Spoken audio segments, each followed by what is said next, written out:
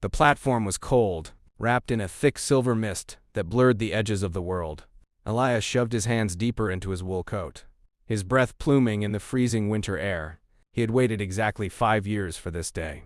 5 years of letters across the ocean, of phone calls, and of silent prayers that time would not erode what they had built in that golden summer. The train announced its arrival with a low, distant whistle that rattled his ribs. As the iron beast ground to a halt, the doors hissed open, spilling a handful of weary travelers onto the damp concrete. Elias scanned the faces, his heart hammering a frantic rhythm against his chest. And then, there she was. Clara stepped out, carrying the same battered leather satchel she had brought to the coastal village all those years ago. Her dark hair was pinned up loosely, a few stray curls catching the pale station light. She looked around, her eyes wide and searching, until they locked onto his. Time stopped. The hissing steam, the chatter of passing strangers, the biting cold, it all vanished. Elias took a step forward, then another, before breaking into a run. Clara dropped her satchel. It hit the ground with a soft thud, forgotten. When he finally reached her, he did not say a word.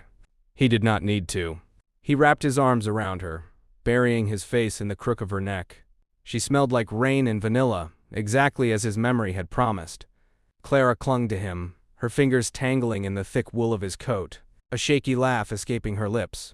"You came," she whispered, her voice thick with unshed tears. Elias pulled back just enough to look at her. He reached up, gently brushing a stray tear from her freezing cheek.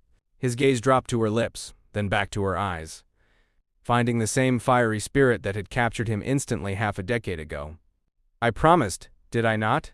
he replied, his voice trembling but fiercely certain.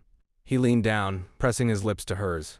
The kiss was a collision of relief, longing, and absolute certainty. It was the end of waiting. The cold mist swirled around them, isolating them in a perfect, timeless bubble. After 5 years of waiting, they were both exactly where they belonged. They were finally home.